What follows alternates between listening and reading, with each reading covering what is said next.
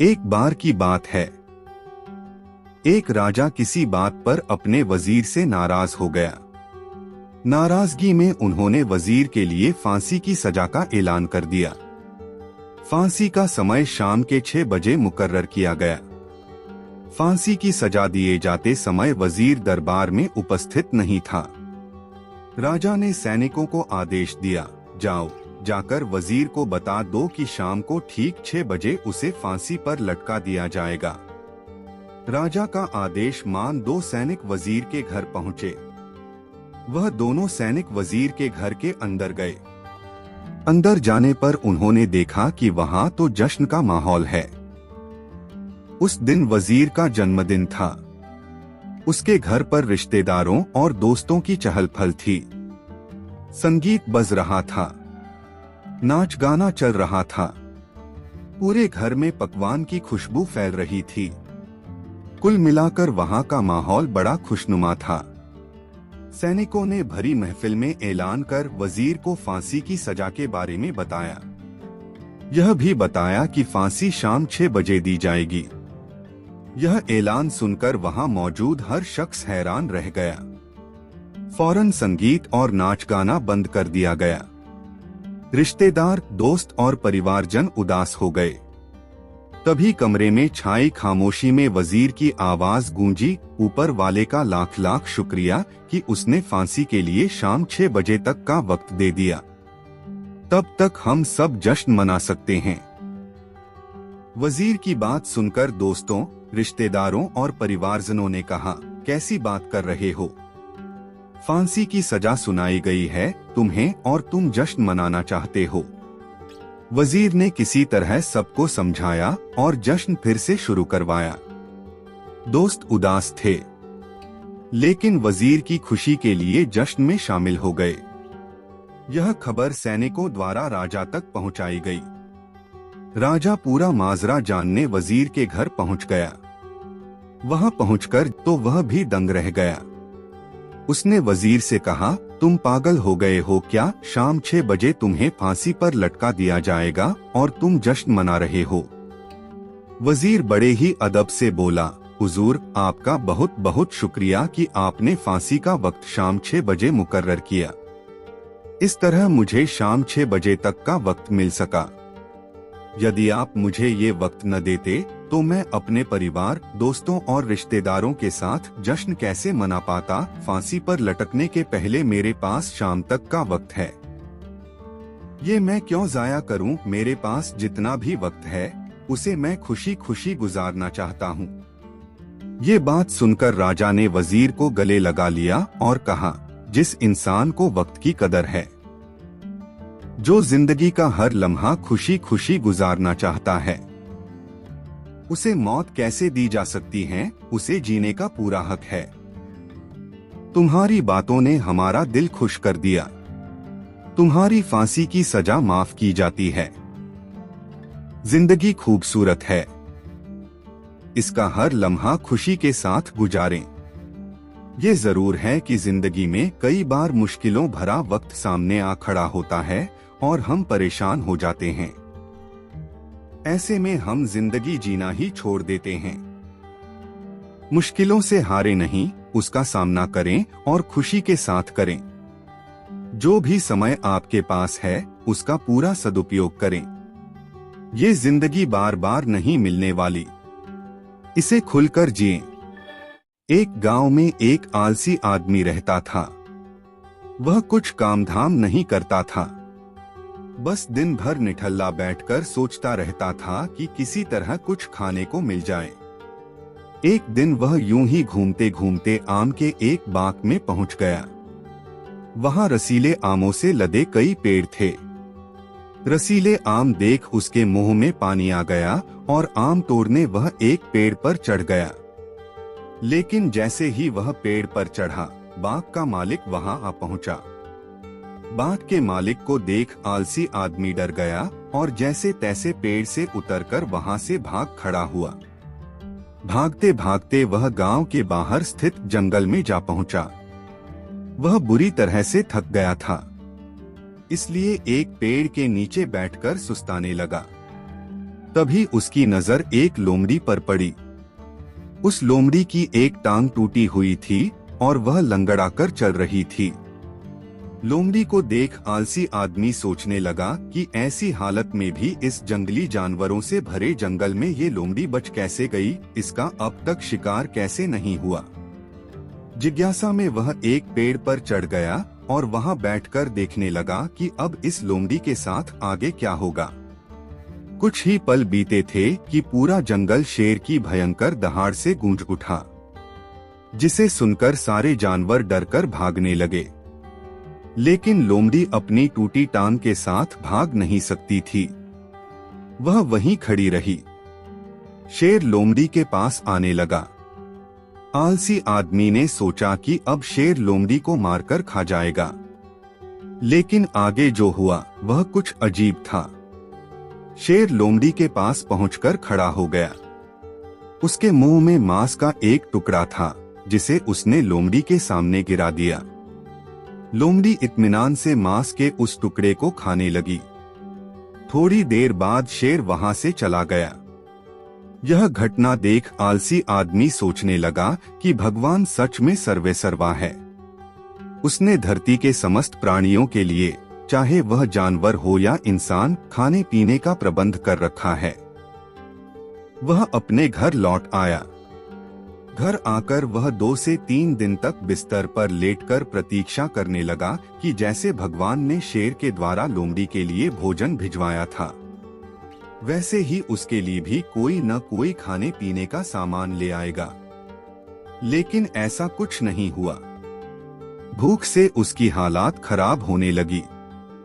आखिरकार उसे घर से बाहर निकलना ही पड़ा। घर के बाहर उसे एक पेड़ के नीचे बैठे हुए बाबा दिखाई पड़े। वह उनके पास गया और जंगल का सारा वृतांत सुनाते हुए वह बोला, बाबा जी, भगवान मेरे साथ ऐसा क्यों कर रहे हैं? उनके पास जानवरों के लिए भोजन का प्रबंध है, लेकिन इंसानों के लिए नहीं। बाबा जी ने उत्तर दिया, बेटा, ऐसी बात नहीं है। भगवान के पास सारे प्रबंध है, दूसरों की तरह तुम्हारे लिए भी, लेकिन बात यह है कि वे तुम्हें लोमड़ी नहीं शेर बनाना चाहते हैं। हम सबके भीतर क्षमताओं का असीम भंडार है, बस अपनी अज्ञानतावश हम उन्हें पहचान नहीं पाते और स्वयं को कमतर समझकर दूसरों की सहायता की प्रतीक्षा करते रहते हैं। स्वयं की क्षमता पहचानिए, दूसरों की सहायता की प्रतीक्षा मत करिए। इतने सक्षम बनिए कि आप दूसरों की सहायता कर सकें। एक गांव में एक किसान रहता था। उसका गांव के बाहर एक छोटा सा खेत था। एक बार फसल बोने के कुछ दिनों बाद उसके खेत में चिड़िया ने घोंसला बना लिया। कुछ समय बीता तो चिड़िया ने वहां 2 अंडे भी दे दिए। उन अंडों में से 2 छोटे छोटे बच्चे निकल आए। वे बड़े मजे से उस खेत में अपना जीवन गुजारने लगे।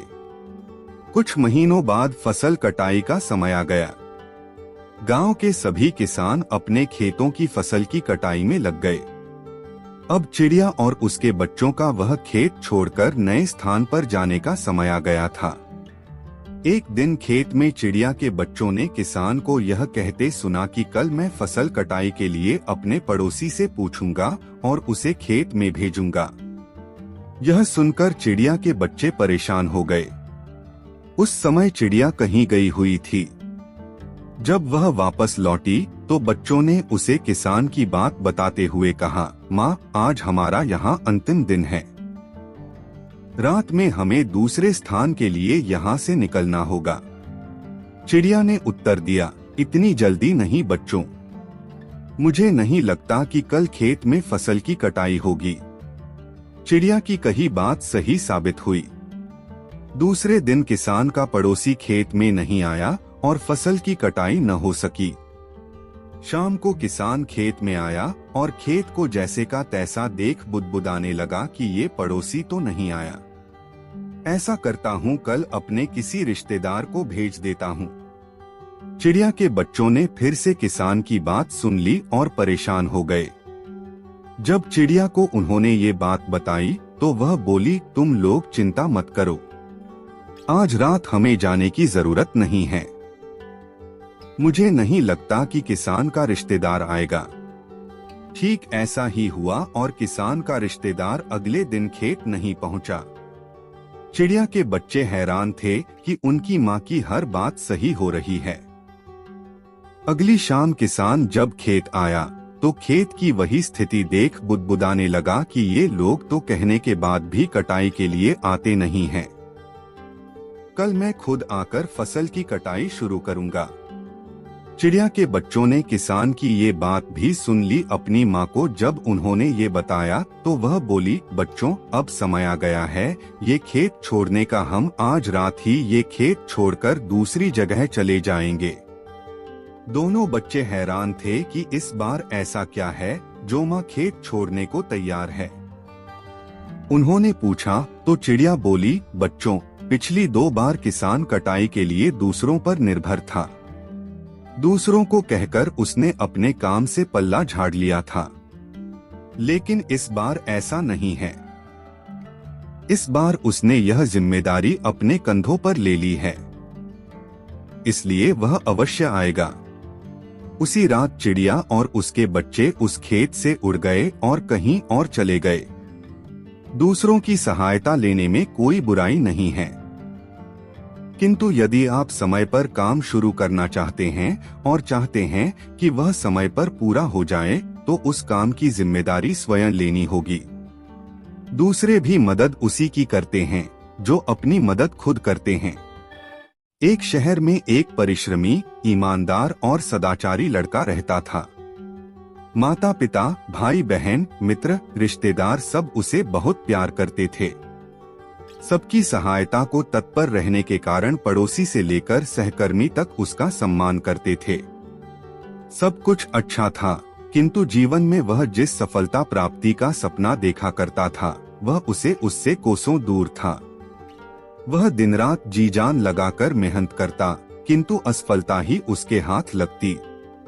उसका पूरा जीवन ऐसे ही निकल गया और अंत में जीवन चक्र से निकलकर वह कालचक्र में समा गया। चूंकि उसने जीवन में सुकर्म किए थे, इसलिए उसे स्वर्ग की प्राप्ति हुई। देवदूत उसे लेकर स्वर्ग पहुँचे। स्वर्गलोक का अलौकिक सौंदर्य देख वह मंत्रमुग्ध हो गया और देवदूत से बोला, ये कौन सा स्थान है? ये स्वर्गलोक है। तुम्हारे अच्छे कर्म के कारण तुम्हें स्वर्ग में स्थान प्राप्त हुआ है। अब से तुम यहीं रहोगे, देवदूत ने उत्तर दिया। यह सुनकर लड़का खुश हो गया। देवदूत ने उसे वह घर दिखाया जहां उसके रहने की व्यवस्था की गई थी। वह एक आलीशान घर था। इतना आलीशान घर उसने अपने जीवन में कभी नहीं देखा था। देवदूत उसे घर के भीतर लेकर गया और एक एक कर सारे कक्ष दिखाने लगा। सभी कक्ष बहुत सुंदर थे। अंत में वह उसे एक ऐसे कक्ष के पास लेकर गया जिसके सामने स्वप्न कक्ष लिखा हुआ था। जब वे उस कक्ष के अंदर पहुंचे तो लड़का यह देखकर दंग रह गया कि वहां बहुत सारी वस्तुओं के छोटे छोटे प्रतिरूप रखे हुए थे। ये वही वस्तुएं थीं जिन्हें पाने के लिए उसने आजीवन मेहनत की थी, किंतु हासिल नहीं कर पाया था। आलीशान घर, कार, उच्चाधिकारी का पद और ऐसी ही बहुत सी चीजें जो उसके सपनों में ही रह गए थे। वह सोचने लगा कि इन चीजों को पाने के सपने मैंने धरती लोक में देखे थे, किंतु वहां तो ये मुझे मिले नहीं। अब यहाँ इनके छोटे प्रतिरूप इस तरह क्यों रखे हुए हैं? वह अपनी जिज्ञासा पर नियंत्रण नहीं रख पाया और पूछ बैठा, ये सब यहाँ इस तरह, इसके पीछे क्या कारण है? देवदूत ने उसे बताया, मनुष्य अपने जीवन में बहुत से सपने देखता है और उनके पूरा हो जाने की कामना करता है, किंतु कुछ ही सपनों के प्रति वह गंभीर होता है और उन्हें पूरा करने का प्रयास करता है। ईश्वर और ब्रह्मांड मनुष्य के हर सपने पूरा करने की तैयारी करते हैं, लेकिन कई बार असफलता प्राप्ति से हताश होकर और कई बार दृढ़ निश्चय की कमी के कारण मनुष्य उस क्षण प्रयास करना छोड़ देता है जब उसके सपने पूरे होने वाले ही होते हैं। उसके वही अधूरे सपने यहाँ प्रतिरूप के रूप में रखे हुए हैं। तुम्हारे सपने भी यहाँ प्रतिरूप के रूप में रखे हैं। तुमने अंत समय तक हार न मानी होती तो उसे अपने जीवन में प्राप्त कर चुके होते। लड़के को अपने जीवन काल में की गई गलती समझ आ गई, किंतु मृत्यु पश्चात अब वह कुछ नहीं कर सकता था। किसी भी सपने को पूर्ण करने की दिशा में काम करने के पूर्व यह दृढ़ निश्चय कर ले कि चाहे कितनी भी मुश्किलें क्यों न आए, चाहे कितनी बार भी असफलता का सामना क्यों न करना पड़े, अपने सपनों को पूरा करने की दिशा में तब तक प्रयास करते रहेंगे जब तक वे पूरे नहीं हो जाते। अन्यथा समय निकल जाने के बाद यह मलाल रह जाएगा कि काश मैंने थोड़ा प्रयास और किया होता। अपने सपनों को अधूरा मत रहने दीजिए। दृढ़ निश्चय और अथक प्रयास से उन्हें हकीकत में तब्दील करके ही दम लीजिए। मछलियां सालों से बहुताओं की प्रिय खाद्य पदार्थ रही हैं। वे इसे अपने भोजन का एक अभिन्न अंग मानते हैं। ताजी मछलियों का स्वाद उन्हें बहुत पसंद है, लेकिन तटों पर मछलियों के अभाव के कारण मछुआरों को समुद्र के बीच जाकर मछलियां पकड़नी पड़ती हैं। शुरुआती दिनों में जब मछुआरे मछलियां पकड़ने बीच समुद्र में जाते तो वापस आते आते बहुत देर हो जाती और मछलियां बासी हो जाती। यह उनके लिए एक बड़ी समस्या बन गई क्योंकि लोग बासी मछलियां खरीदने से कतराते थे। इस समस्या का निराकरण मछुआरों ने अपनी बोट में फ्रीजर लगवाकर किया। वे मछलियां पकड़ने के बाद उन्हें फ्रीजर में डाल देते थे। इससे मछलियां लंबे समय तक ताजी बनी रहती थी। लेकिन लोगों ने फ्रीजर में रखी मछलियों का स्वाद पहचान लिया। वे ताजी मछलियों की तरह स्वादिष्ट नहीं लगती थी। लोग उन्हें खास पसंद नहीं करते थे और खरीदना नहीं चाहते थे। मछुआरों के मध्य इस समस्या का हल निकालने के लिए फिर से सोच विचार की प्रक्रिया प्रारंभ हुई। आखिरकार इसका हल भी मिल गया। सभी मछुआरों ने अपनी बोट में फिश टैंक बनवा लिया। मछलियां पकड़ने के बाद वे उन्हें पानी से भरे फिश टैंक में डाल देते। इस तरह वे ताजी मछलियां बाजार तक लाने लगे। लेकिन इसमें भी एक समस्या आ खड़ी हुई। फिश टैंक में मछलियां कुछ देर तक इधर उधर विचरण करती, लेकिन ज्यादा जगह न होने के कारण कुछ देर बाद स्थिर हो जाती। मछुआरे जब किनारे तक पहुंचते तो वे सांस तो ले रही होती थी, लेकिन समुद्री जल में स्वतंत्र विचरण करने वाली मछलियों वाला स्वाद उनमें नहीं होता था। लोग चखकर ये अंतर कर लेते थे। ये मछुआरों के लिए फिर से परेशानी का सबब बन गई। इतनी कोशिश करने के बाद भी समस्या का कोई स्थायी हल नहीं निकल पा रहा था। फिर से उनकी बैठक हुई और सोच विचार प्रारंभ हुआ। सोच विचार कर जो हल निकाला गया उसके अनुसार मछुआरों ने मछलियां पकड़कर फिश टैंक में डालना जारी रखा, लेकिन साथ में उन्होंने एक छोटी शार्क मछली भी टैंक में डालनी शुरू कर दी। शार्क मछलियां कुछ मछलियों को मारकर खा जाती थी। इस तरह कुछ हानि मछुआरों को जरूर होती थी, लेकिन जो मछलियां किनारे तक पहुंचती थी उनमें स्फूर्ति और ताजगी बनी रहती थी। ऐसा शार्क मछली के कारण होता था क्योंकि शार्क मछली के डर से मछलियां पूरे समय अपनी जान बचाने सावधान और चौकन्नी रहती थी। इस तरह टैंक में रहने के बावजूद वे ताजी रहती थीं। इस तरकीब से मछुआरों ने अपनी समस्या का समाधान कर लिया। जब तक हमारी जिंदगी में शार्क रूपी चुनौतियां नहीं आती, हमारा जीवन टैंक में पड़ी मछलियों की तरह ही होता है, बेजान और नीरस। हम सांस तो ले रहे होते हैं, लेकिन हम में जिंदादिली नहीं होती। हम बस एक ही रूटीन से बंध कर रह जाते हैं। धीरे धीरे हम इसके इतने आदी हो जाते हैं कि चुनौतियां आने पर बड़ी जल्दी उसके सामने दम तोड़ देते हैं या हार मान जाते हैं। धीरे धीरे चुनौतियों और मेहनत के डर से हम बड़े सपने देखना छोड़ देते हैं और हालातों से समझौता कर साधारण जीवन व्यतीत करने लगते हैं। यदि जीवन में बड़ी और असाधारण सफलता हासिल करनी है तो बड़े सपने देखने होंगे। सपनों को वास्तविकता में परिवर्तित करने के लिए कड़ी मेहनत करनी होगी, चुनौतियों का सामना करने के लिए खुद को तैयार करना होगा। तभी बड़ी और असाधारण सफलता की प्राप्ति होगी। एक साधु घाट किनारे अपना डेरा डाले हुए था। वहाँ वह धुनी रमाकर दिन भर बैठा रहता और बीच बीच में ऊंची आवाज में चिल्लाता, जो चाहोगे सो पाओगे। उस रास्ते से गुजरने वाले लोग उसे पागल समझते थे। वे उसकी बात सुनकर अनुसना कर देते और जो सुनते वे उस पर हंसते थे। एक दिन एक बेरोजगार युवक उस रास्ते से गुजर रहा था। साधु की चिल्लाने की आवाज उसके कानों में भी पड़ी, जो चाहोगे सो पाओगे, जो चाहोगे सो पाओगे।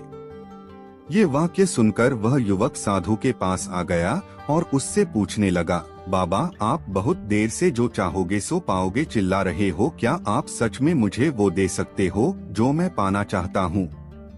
साधु बोला, हाँ बेटा, लेकिन पहले तुम मुझे ये बताओ कि तुम पाना क्या चाहते हो? बाबा, मैं चाहता हूँ कि एक दिन मैं हीरों का बहुत बड़ा व्यापारी बनूं।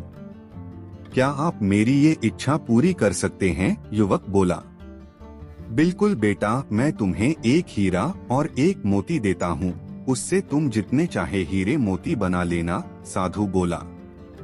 साधु की बात सुनकर युवक की आंखों में आशा की ज्योति चमक उठी।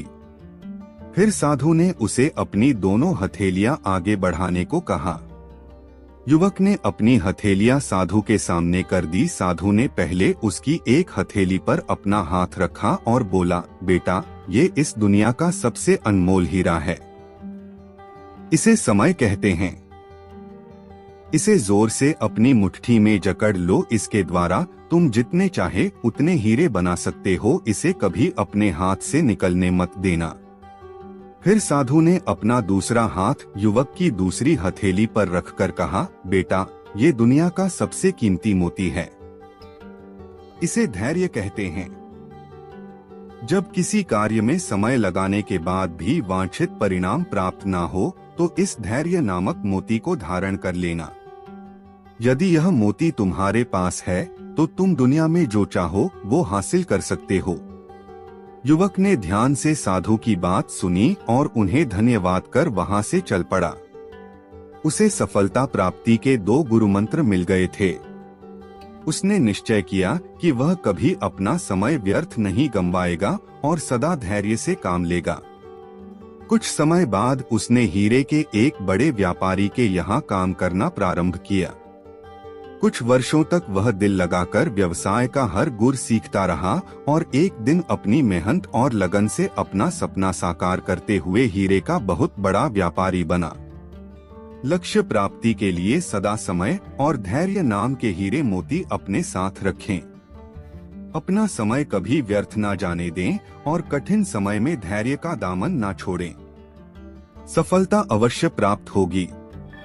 किसी महाद्वीप में हीरों की कई खानों की खोज हो चुकी थी, जहां से बहुतायत में हीरे प्राप्त हुए थे। वहां के एक गांव में रहने वाला किसान अक्सर उन लोगों की कहानियां सुना करता था, जिन्होंने हीरों की खान खोजकर अच्छे पैसे कमाए और अमीर बन गए। वह भी हीरे की खान खोजकर अमीर बनना चाहता था। एक दिन अमीर बनने के सपने को साकार करने के लिए उसने अपना खेत बेच दिया और हीरों की खान की खोज में निकल पड़ा। महाद्वीप के लगभग सभी स्थान छान मारने के बाद भी उसे हीरों का कुछ पता नहीं चला। समय गुजरने के साथ उसका मनोबल गिरने लगा। उसे अपना अमीर बनने का सपना टूटता दिखाई देने लगा। वह इतना हताश हो गया कि उसके जीने की तमन्ना ही समाप्त हो गई और एक दिन उसने नदी में कूदकर अपनी जान दे दी। इस दौरान दूसरा किसान, जिसने पहले किसान से उसका खेत खरीदा था, एक दिन उसी खेत के मध्य बहती छोटी नदी पर गया। सहसा उसे नदी के पानी में से एक प्रकाश फूटता दिखाई पड़ा। उसने ध्यान से देखा तो पाया कि नदी के किनारे एक पत्थर पर सूर्य की किरणें पड़ने से वह चमक रहा था। किसान ने झुककर वह पत्थर उठा लिया और घर ले आया। वह एक खूबसूरत पत्थर था। उसने सोचा कि यह सजावट के काम आएगा और उसने उसे घर पर ही सजा लिया। कई दिनों तक वह पत्थर उसके घर पर सजा रहा। एक दिन उसके घर उसका एक मित्र आया। उसने जब वह पत्थर देखा तो हैरान रह गया। उसने किसान से पूछा, मित्र, तुम इस पत्थर की कीमत जानते हो? किसान ने जवाब दिया, नहीं, मेरे ख्याल से ये हीरा है। शायद अब तक खोजे गए हीरों में सबसे बड़ा हीरा, मित्र बोला। किसान के लिए इस बात पर यकीन करना मुश्किल था। उसने अपने मित्र को बताया कि उसे यह पत्थर अपने खेत की नदी के किनारे मिला है। वहां ऐसे और भी पत्थर हो सकते हैं।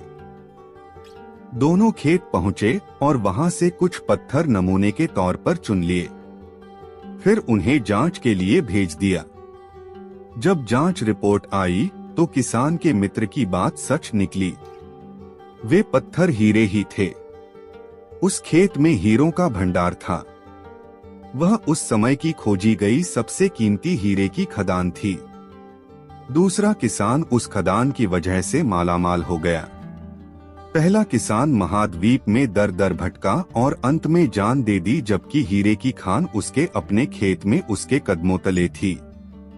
इस कहानी में हीरे पहले किसान के कदमों तले ही थे, लेकिन वह उन्हें पहचान नहीं पाया और उनकी खोज में भटकता रहा।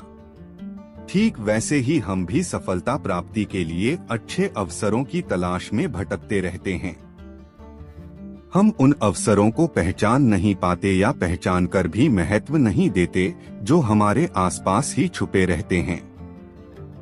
जीवन में सफल होना है तो आवश्यकता है बुद्धिमानी और परख से उन अवसरों को पहचानने की और धैर्य से अनवरत कार्य करने की। सफलता निश्चित होगी। एक बार एक वैज्ञानिक ने शारीरिक बदलाव की क्षमता की जांच के लिए एक शोध किया। शोध में एक मेंढक लिया गया और उसे एक कांच के जार में डाल दिया गया। फिर जार में पानी भरकर उसे गर्म किया जाने लगा। जार में ढक्कन नहीं लगाया गया था ताकि जब पानी का गर्म ताप मेंढक की सहन शक्ति से बाहर हो जाए तो वह कूदकर बाहर आ सके। प्रारंभ में मेंढक शांति से पानी में बैठा रहा। जैसे पानी का तापमान बढ़ना प्रारंभ हुआ, मेंढक में कुछ हलचल सी हुई।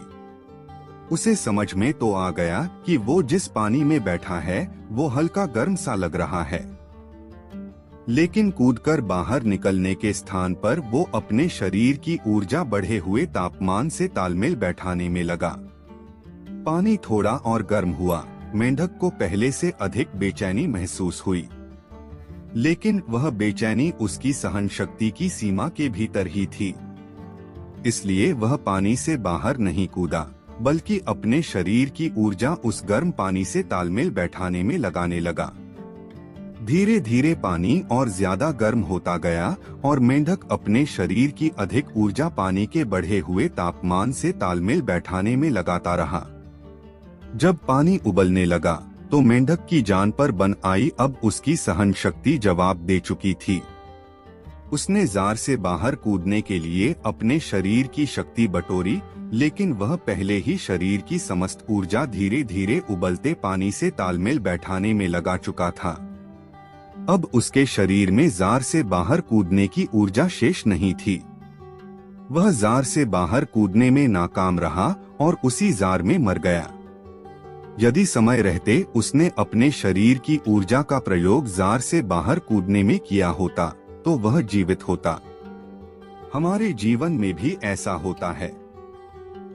अक्सर परिस्थितियां विपरीत होने पर हम उसे सुधारने या उससे बाहर निकलने का प्रयास न कर उससे तालमेल बैठाने में लग जाते हैं।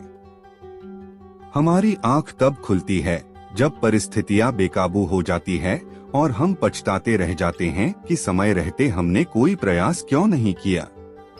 इसलिए प्रारंभिक अनुभव होते ही परिस्थितियां सुधारने की कार्यवाही प्रारंभ कर दे और जब समझ आ जाए कि अब इन्हें संभालना मुश्किल है तो उससे बाहर निकल जाएं।